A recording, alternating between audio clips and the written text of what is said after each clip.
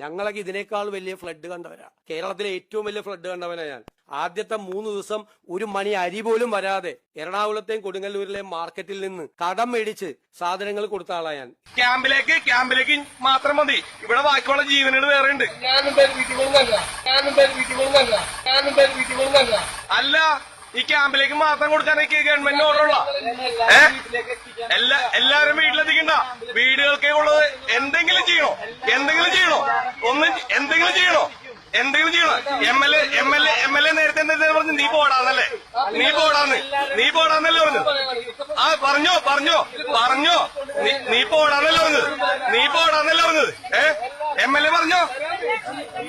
അല്ല, ഇവിടെ ഒരുപാട് ആൾക്കാരിപ്പുണ്ട്.